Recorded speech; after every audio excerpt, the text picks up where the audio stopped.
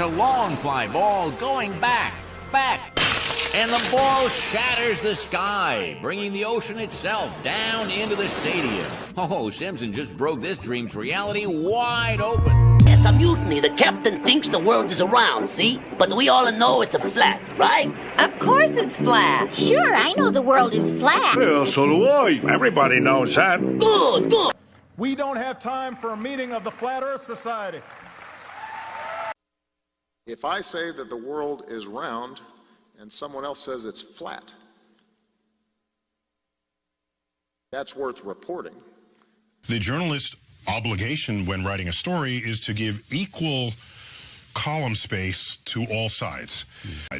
And if someone says the earth is round and someone says the earth is flat, at some point you're going to make a judgment. The earth is flat people is just flat out wrong. Right. I will not be giving them the attention. We're wasting time, and I'm not doing a service to in my role of informing the public.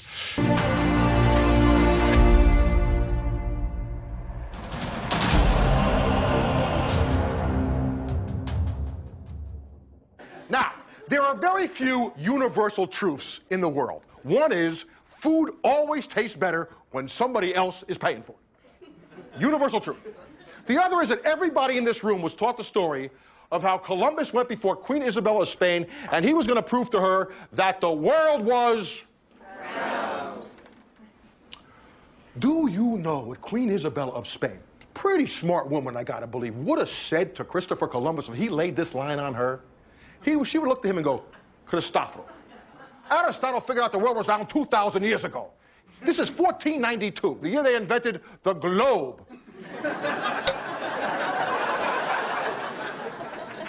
So this world is round story is 100% bullshit. It's total fiction. Yet how did our grandparents learn this? We learn this? Our grandchildren are probably going to learn this. How come? Because history is pop culture. It's the third time I've said that. I'll probably say it 3 more times. See, in my line of work, you got to keep repeating things over and over and over again for the truth to sink in, to kind of catapult the propaganda. Wow. No, here's the difference. We can describe gravity. We can say what it does to other things. We can measure it, predict with it. But when you start asking, like, what it is, Have you ever wondered why we have heard about a force called gravity our entire lives, and yet nobody has ever been able to prove that it exists, even though untold numbers of experiments have been performed seeking its cause? Academics have proposed many strange solutions to their mythical gravity by inventing many theories about gravitational attraction. Inward pulling gravity, gravitons, gravity waves, 4D warped space and time, to name just a few. It is even claimed that gravity has a velocity, though nobody can explain what is traveling to create this invented force. Scientists do not even know how their mythical force operates, whether it is graviton particles, gravity waves, a strange, unexplainable force which acts at a distance through empty space, or a 4-dimensional warped space and time delusion. It's claimed by academia that gravity is responsible for the formation of the Big Bang universe, which, as anyone with discernment knows, is an impossibility as well, and that without gravity, the universe would be without thermal energy and composed only of equally spaced particles. The answer has been staring academics in the face for several generations now. Electric laws were unknown to Newton in his time.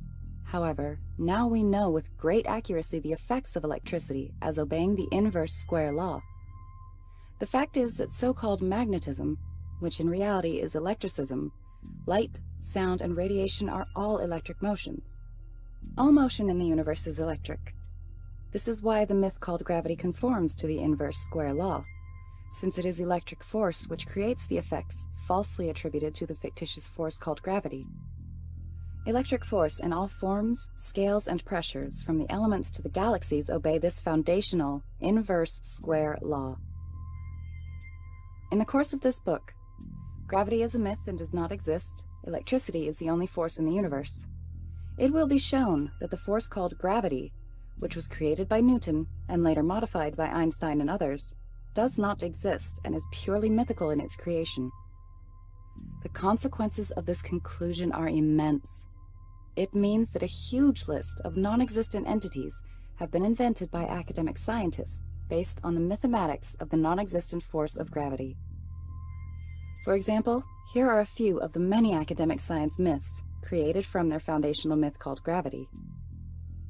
Dark matter, dark energy, black holes, singularities, event horizons, WIMPs, MOND, machos, neutron stars, gravitational collapse, gravitons, gravity waves, quantum gravity, inward pulling gravity, gravitational lensing, the gravitational constant, the Schwarzschild radius, gravitational radiation, frame dragging, general relativity, anti-gravity, virtual gravitons, and quantum field theory, which are in fact false as well.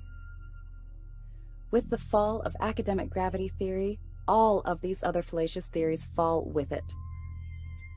No experiments are required to prove my assertions, since we have volumes of data from experiments already cataloged, which only need to be converted to the understanding that the electric force is the cause of everything in our electric universe, and not a mythical and magical gravitational force that acts at a distance, or warps space and time to control all heavenly bodies in our infinite, electric universe.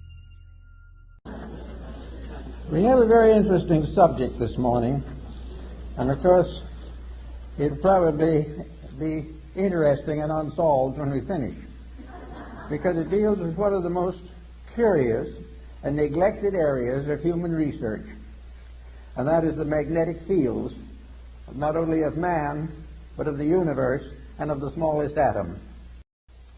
And the old folks of the Greek and Egyptian period represented the human being as contained within a kind of bubble. This bubble was referred to also by the physician and who did the human atmosphere studies, Dr. Kilner of the University. Every form in nature, natural or artificial, has a magnetic field. From the tiniest atom to the greatest galaxy, the magnetic fields are present, and the rules of each of them must be obeyed. Now, if an individual looking at a geometric solid sees in it a perfect proportion, this realization enters into the subconscious life of the person. The imagery of that solid is sent into the consciousness in the form of a benevolent magnetic center. It means that the individual is seeing a harmony, is seeing something in perfect order and perfect correctness. And in visualizing it, wherever we see perfection, it improves ourselves. Wherever we accept discord as inevitable, it injures ourselves. Everywhere looking around us in nature, we see that all natural things are benevolent. It is only when these are abused, mostly by humanity, that these benevolences are lost. So we find that we live in a universe in which everything is in harmony if we are. They correspond to the frequency of the distance in the atoms in the structure. The distance between the atoms in a structure is equal to the wavelength, which will resonate that structure. Once you find the resonant frequency with the Tesla waves, you have effectively trapped and aligned the atoms. You can now tune the frequency a tiny bit higher, causing diamagnetism by squeezing the atoms together, restricting the electron orbits. Today there is quite an interest in little stones, all kinds of stones. We are interested in the crystals that form in rocks and all these types of things. But crystals are formed by magnetism. They are formed by a rate of vibration peculiar to a certain element. And that particular rate of vibration can evolve through the mineral, plant, vegetable, and animal. It is always present. There is a magnetic core on each kingdom, and each kingdom unfolds within this magnetic field. And within each of the composite fields, individual members of the field, with various degrees of growth, are variously individually conditioned. Everywhere, this process of keeping faith with integrity becomes the natural secret of security, survival, and world peace. We all live within air and have our being, and we know that if the air fails, we die. But what we do not realize is that air is not just some oxygen or helium or something of this nature. Air is something in itself. It is a substance of itself. It is a substance so real and so important that it's almost impossible to estimate it. It is a tremendous field of magnetic energy. The atmosphere carries. We are in the presence of a mysterious agent, an agent that is part of everything that we are. Now, studying magnetism as it comes into the human body, we discover along with Tilda that each human body is surrounded by an etheric or energy field. This energy field is sometimes referred to as an aura, but it is not the true aura that we think of in metaphysics. This magnetic field is an area of energy. This area of energy forms an egg-like atmospheric sheath around the physical body, usually extending 3 to 5 feet from it in each direction. This energy field is the basis of virtue, because this energy field depends for its reality, its serviceability, and its protecting power to mood, emotion, thought, and the attitudes of the person around which this magnetic field is gathered. In other words, the individual, if they are normal, if mentally, emotionally, and physically they are keeping the rules, this magnetic field forms a tremendous protection. It is normal, it is healthy, it is constantly able to handle infections and all kinds of difficulties. It will help to heal wounds. It will help to recover the use of functions and organs. And if we are deprived of some part of the body, it will try to compensate for it. As long as the individual takes proper care of his magnetic field, it will serve him.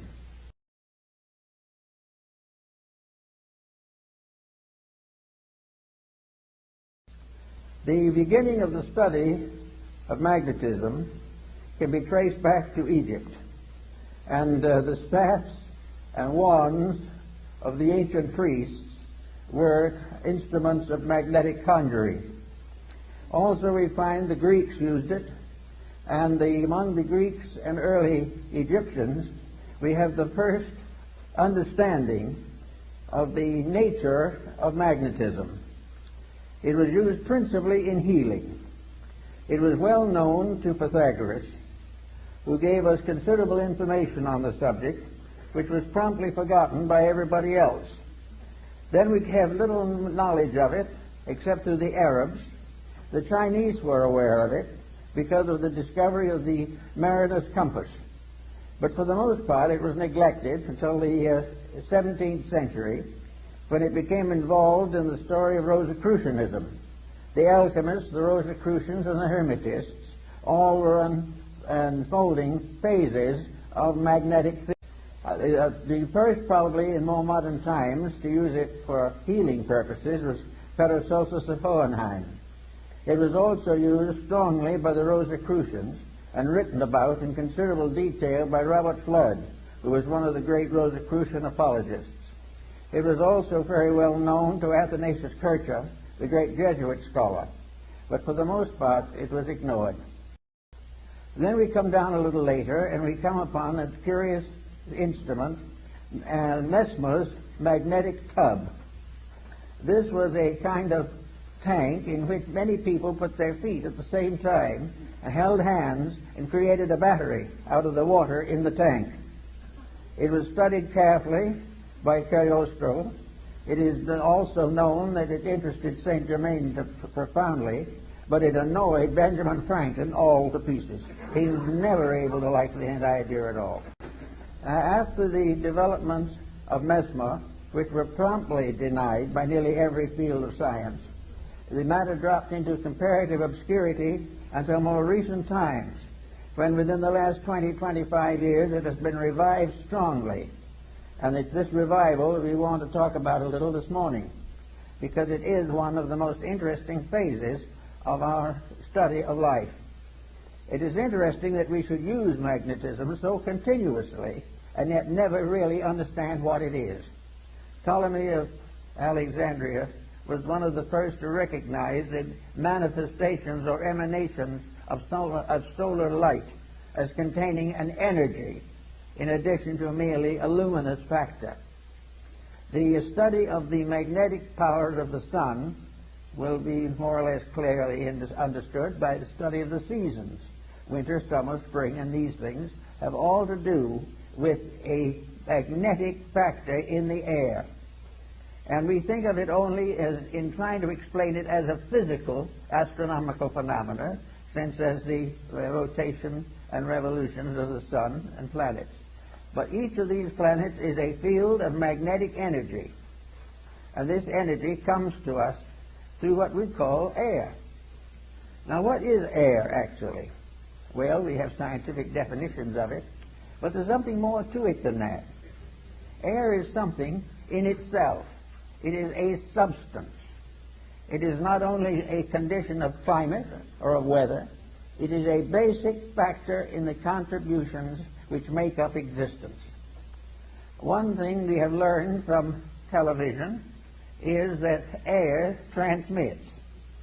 We know, for instance, that we can have all kinds of programs on the air at the same time.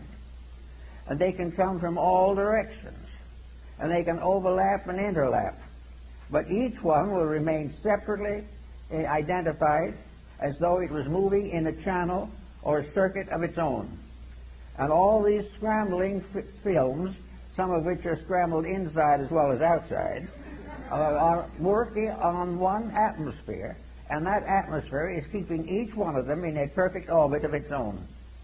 You can have a dozen programs, if you turn them on, turn them off, but none of those programs is going through the air in the form we see it. We see the murder committed on the screen, and we see it broadcast into a theater somewhere or into a home. But it isn't the murder that's going into the home. The murder has not been visible when it went through the air. Something went through was vibration. And this vibration in the magnetic field can be divided into an infinite complexity of separate emanations.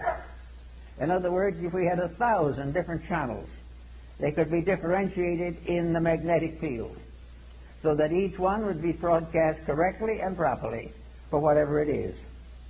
Thus we realize there's something out there besides air, something besides helium and oxygen, something besides the ordinary factors we take into consideration scientifically. Now, the problem of morality in this is very definite. The moment we break rules, we damage that magnetic flow. We have got to keep the laws of nature, and these in turn are the laws of God, or the magnetic field fails. It can fail because of physical intemperances, which reduce its integrity and reduce its power. It can be wasted in riotous living, which is a common cause these days. It can be variously destroyed by moods, by attitudes, by fears, by complexes. It can be destroyed or damaged by alcohol, drugs, narcotics, all kinds of things. But if this field is damaged, it immediately reacts into health. It damages the individual's vitality.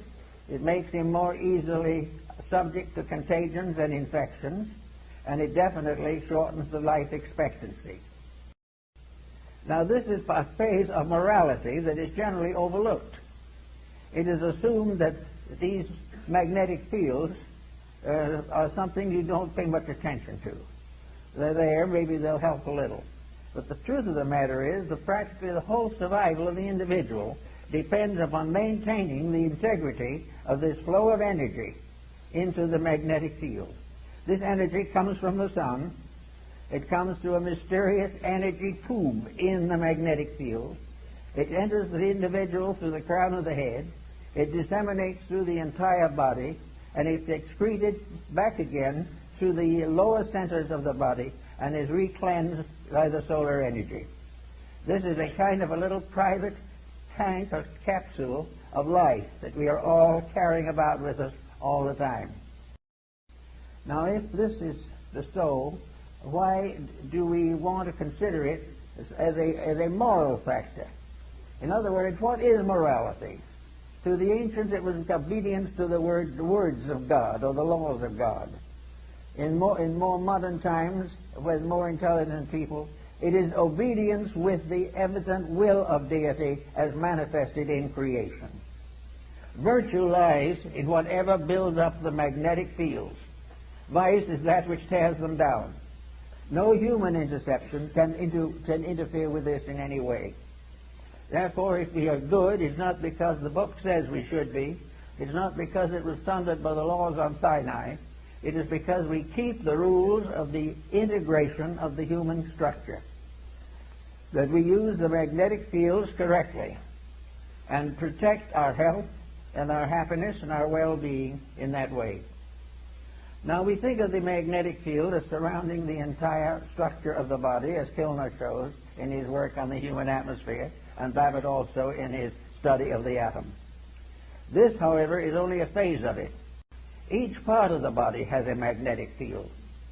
Each unit within the individual has its survival in a unit of energy. And this unit of energy is present in the smallest subdivision of imaginable space. It is in the tiniest atom. There is no such a thing as a dead particle in the universe. Even if it is killed by something, the very disintegrating process is a symbol of life energy. Therefore, we are confronted with the natural problem of realizing that virtue is to keep the law of the energy field. Now, the law of the energy field, just by coincidence, is also the law of integrity. The energy field is what establishes right and wrong. The energy field tells us that to lose our disposition and temper fit is wrong. To use various negative, destructive attitudes is wrong. To compromise the principles of right living is wrong. To think badly, to feel unpleasantly, to be engaged in any action or concept which is contrary to the common good damages the magnetic field and therefore is wrong. Selfishness injures that field.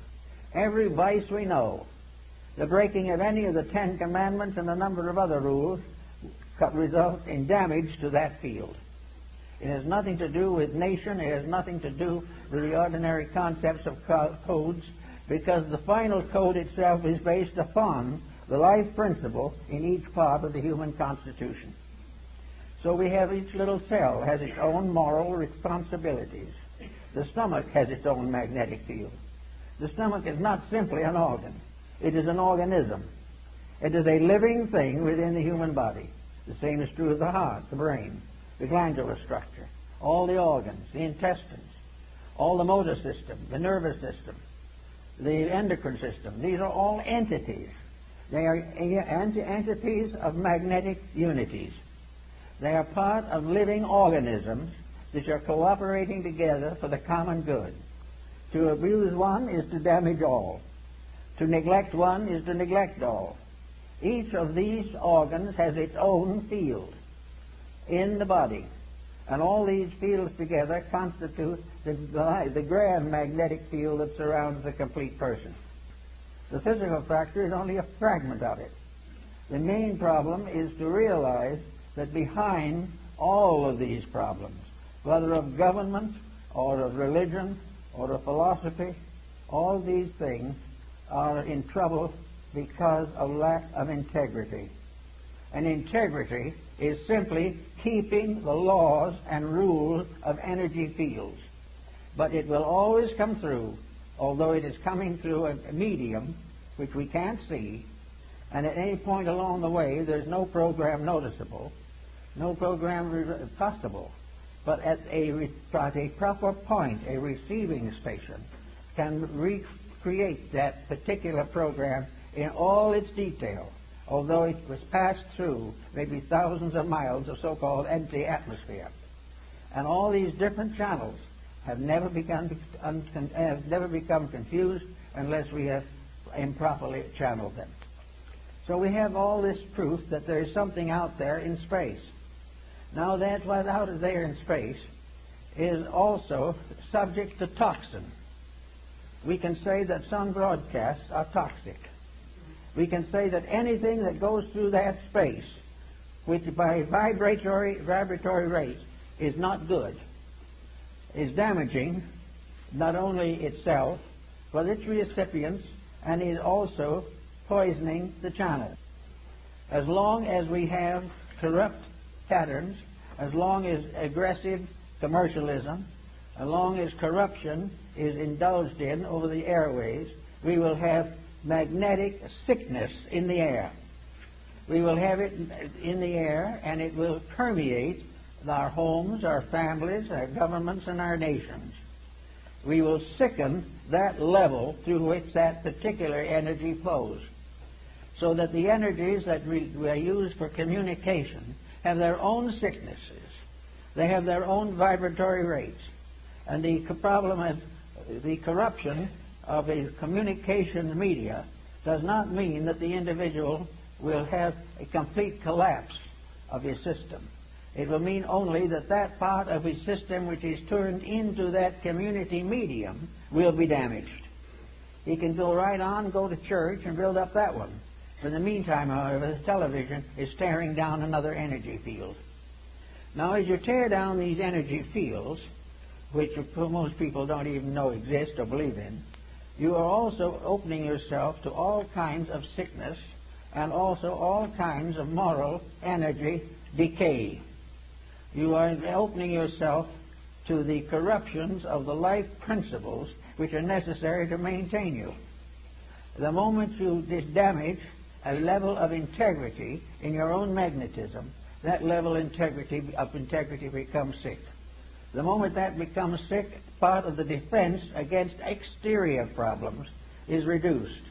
The only way in which the individual can be really dominated by anything except himself is when he sells out his own energy and becomes negative to other things. He has to relinquish his own integrity before he can be damaged by outside forces. There isn't enough evil in all the world to destroy the integrity of one person. He must destroy it himself, or compromise it, or relax it, or be talked into something. But it has to be his own action. Therefore, the damages are, in a sense, not only moral, but are absolutely just in their actual integrities. And this is the way in which, apparently, as the Chinese noted, the universe creates the concept of right and wrong. This right and wrong is simply a matter of what builds up and what tears down the essential energies upon which life depends. So we have this problem in every field of life. We have it in the narcotics problem. We have it in a large part of commercialism. We have it wherever there is an attitude of putting profit in advance or over integrity.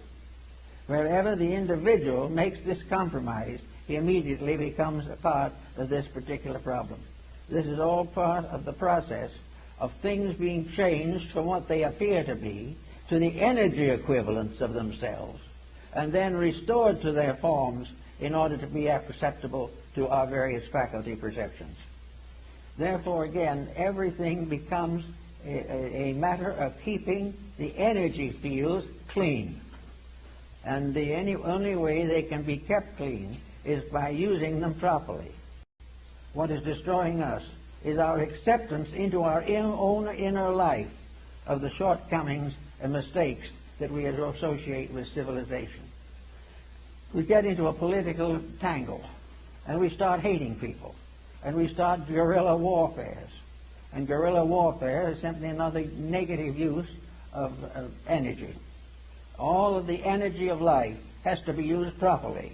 The moment it is abused, it becomes dangerous. So we go on a little further into something else, the arts. And all of this is added up in a mysterious bank account, which is called energy, or magnetic resource. It is there to serve us. It is there to serve the individual who does wrong. But if the individual does wrong, the service collapses.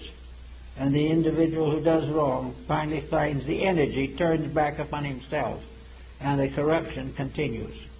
We must keep this center of consciousness within ourselves in a condition of correctness. In Buddhism, the heart is called the Saptapana, the house or temple with 7 rooms. It is within this temple, as Buddha points out, that the great initiation against the hindrances has to be performed. The individual has to be initiated in his own heart. He must accept as a fact that his own integrity is his only strength, and also that his own honesty is his only wealth. All else is some kind of a delusion which will ultimately turn back and whip him. So in the quietude and peace of the realization of the immutability of good, the inevitability of right over wrong, the endless and continuous process of redemption going through every area of nature, all things in due time will come back into the peace which they sacrificed when they tried to put self as an individual above universal reality. Everything is energy. Atomic bombs are energy. The oil spill in Alaska is energy, waste energy, and abusive energy. All these things.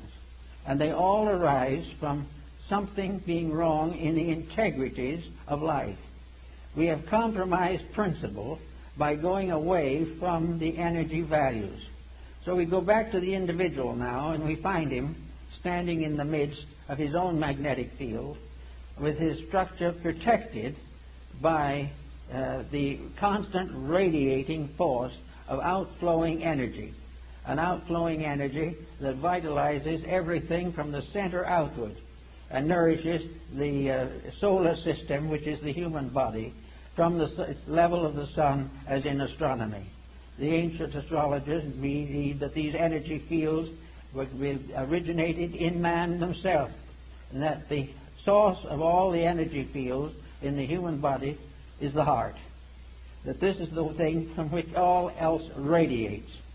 Therefore, the most dangerous of all corruption is the abuse of love, abuse of friendship, abuse of integrities, abuse of fidelities, and abuse of those things of benevolence, mercy, and compassion which are associated with the heart.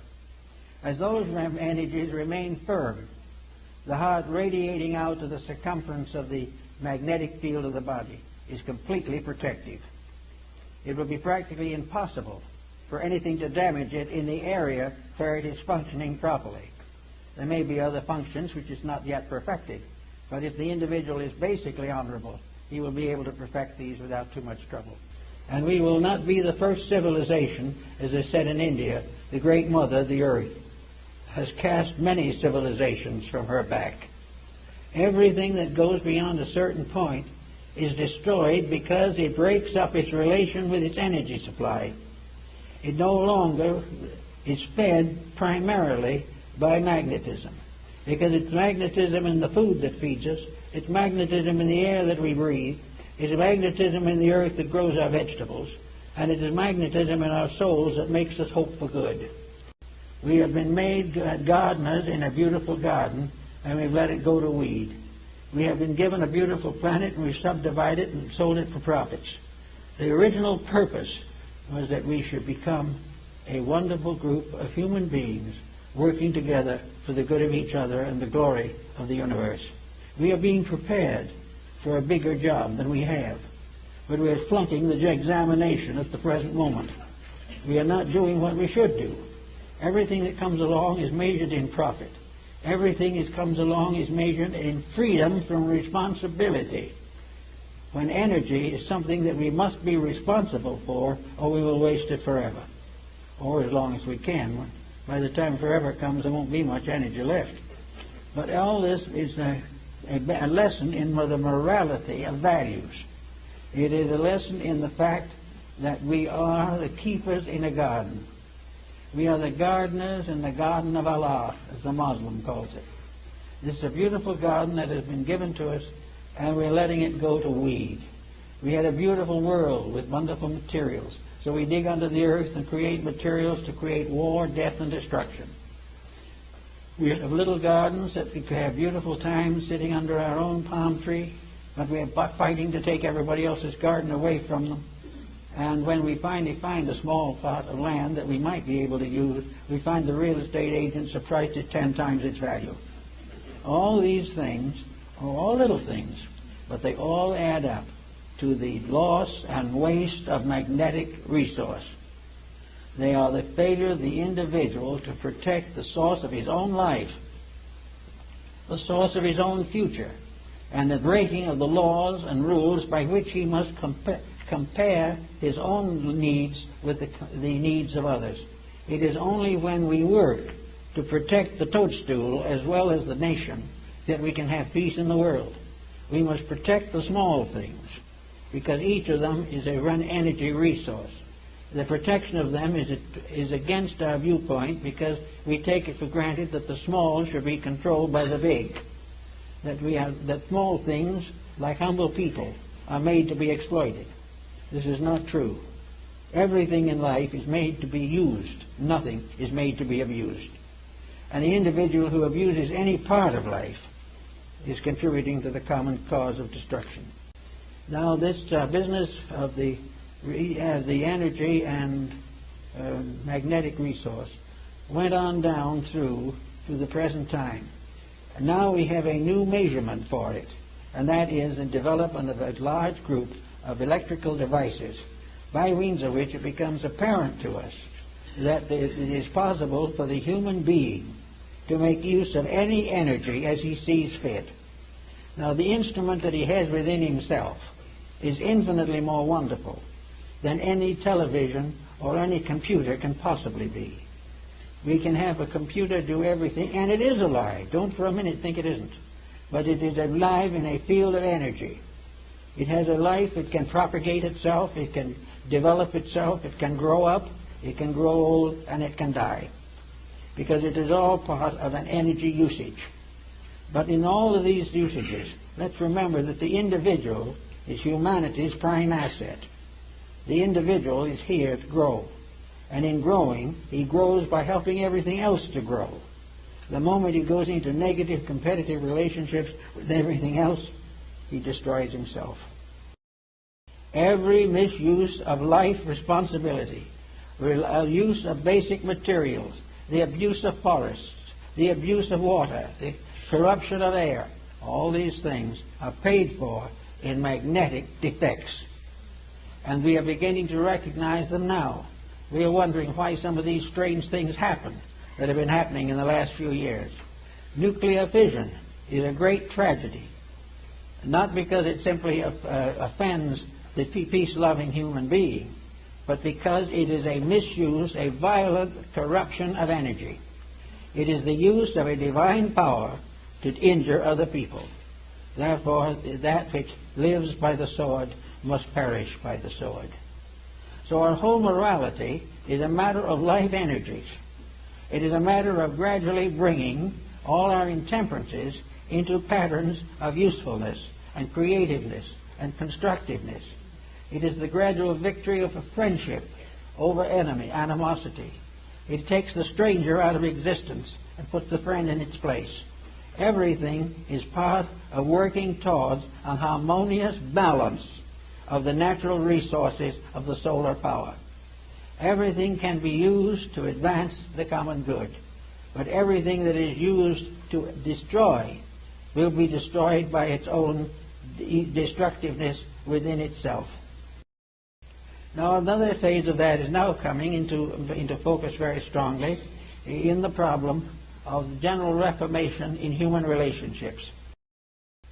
Now, we're going to have to finally settle down, and every person will have to decide whether he is going to fulfill his own purposes or whether he is going to obey the laws of nature.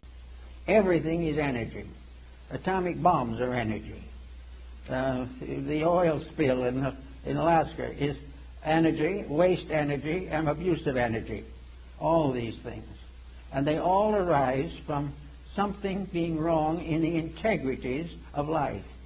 We have compromised principle by going away from the energy values. So we go back to the individual now, and we find him standing in the midst of his own magnetic field with his structure protected by the constant radiating force of outflowing energy. An outflowing energy that vitalizes everything from the center outward. and nourishes the solar system, which is the human body, from the level of the sun, as in astronomy. The ancient astrologers believed that these energy fields originated in man himself, and that the source of all the energy fields in the human body is the heart, that this is the thing from which all else radiates. Therefore, the most dangerous of all corruption is the abuse of love, abuse of friendship, abuse of integrities, abuse of fidelities, and abuse of those things of benevolence, mercy, and compassion which are associated with the heart. As those energies remain firm, the heart radiating out to the circumference of the magnetic field of the body is completely protective. It will be practically impossible for anything to damage it in the area where it is functioning properly. There may be other functions which is not yet perfected, but if the individual is basically honorable, he will be able to perfect it. Washington Irving is America's first internationally known author. He has got a worldwide audience, so he wants to write a worldwide bestseller. And what does he come up with? The Life and Voyages of Christopher Columbus. This becomes the biggest hit in American publishing history. Here is where the world is round stories come from. It's not out of fact, it is totally out of his fiction. You know, Napoleon once said, history is a myth men agree to believe. Well, so many people have read this myth that it creates what I like to call the Liberty Valance effect. This is the West, sir. When the legend becomes fact, print the legend. When the legend becomes fact, print the legend. Say that with me. When the legend becomes fact, print the legend. This is what's happened with Washington Irving and Columbus. He has created the Columbus legend. The legend has become fact, and we print the legend. When the legend becomes fact, print the legend. So, assume the position that pop culture is history. This world is round story is 100% bullshit. It's total fiction. It's not out of fact, it is totally out of his fiction. Pop culture is history. This world is round story is 100% bullshit. It's total fiction.